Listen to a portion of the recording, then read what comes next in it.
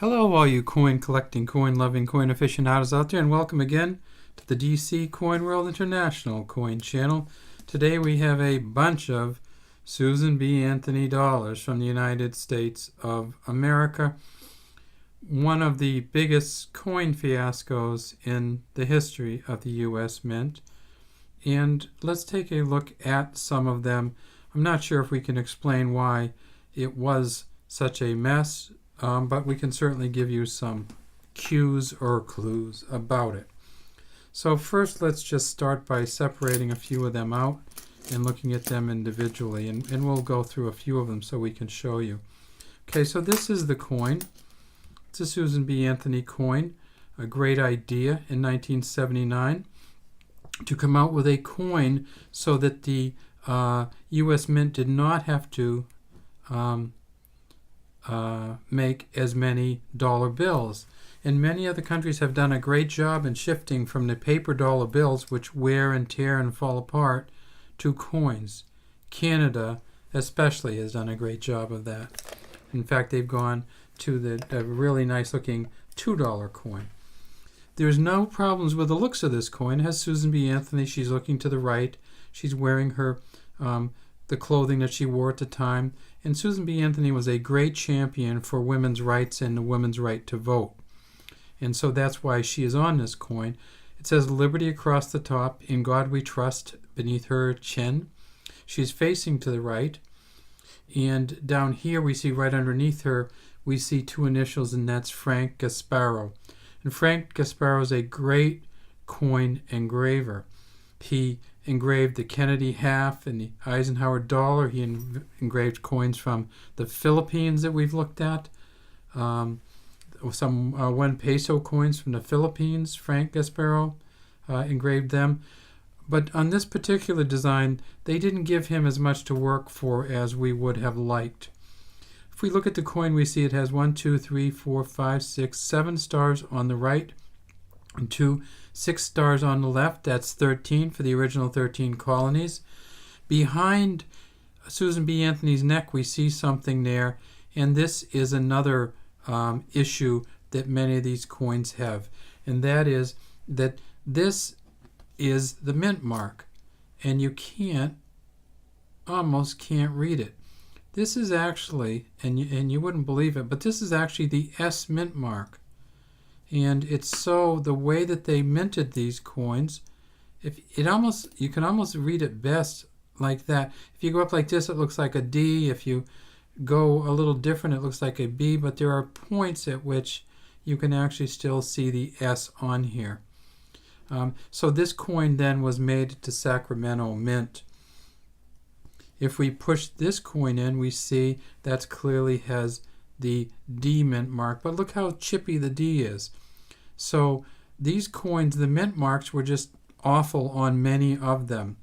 And so if you look at Numista, each of these coins, the D, the P, and the S, have mint mark variations. They're not worth much more, but it's interesting to see how you don't usually see these kind of messy mint marks from the U.S. Mint. And that's the P. That's clearly a P. Let's go through the rest of them. That's clearly a P. You can see that right there. Clearly a P. So the P's are maybe the best, but there are some P's that you can't tell are P's because they're mushed together and they almost look like a D. But this is a D. There's another P. So we had a bunch of them. We're finding mostly, this one looks a little bit like an F or a B, but it's actually a P that got messed up at the bottom. Here's another D, another D. This one, again, has the F look to it, but it's a P with a bottom on the P.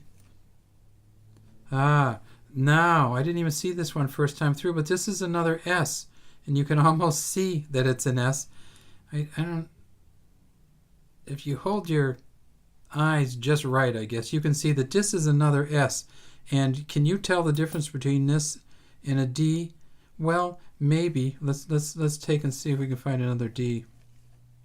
No, that's a P. That's a P. That's a P. Come on. Looking for a D. That's a P. Let's see if we can find one of those D's from up top. Well, that's not a very good D, so you can't tell the difference between that one and that one. You kind of can a little bit. Okay, so this over here is an S. This is our messy D. And this coin is a copper nickel-clad copper coin. Let's go back down and take a look at all of them together. And it weighs 8.1 grams and is 26.5 millimeters in diameter and 2 millimeters in thickness. It was made from 1979 to 1999, but was not made every year. It was made in 79, 80, 81, and then wasn't made again until 99. So in 1999, they came up with a new version. We don't have any of those here. We just have the 79s to look at today. Now, another thing that would make this coin valuable would be what's on the back. And unfortunately, I don't know whether this was just a measure of cheapness or I don't really understand why they used this on the back. But if you look at this on the back, it's a very beautiful back of a coin. Again, it's a Frank Gasparro design. It is an eagle bringing an olive branch to the moon. It has the 13 stars on it. United States of America, E pluribus unum. Has let's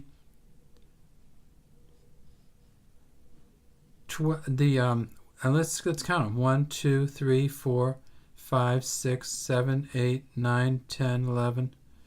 Sided figure, is it 11? 1, 2, 3, 4, 5, 6, 7, 8, 9, 10.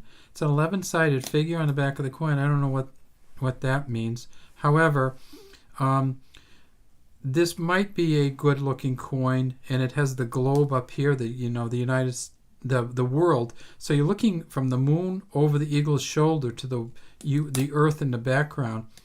And this would have been a beautiful coin in 1979 had they not already done the same thing with the Eisenhower dollar years earlier.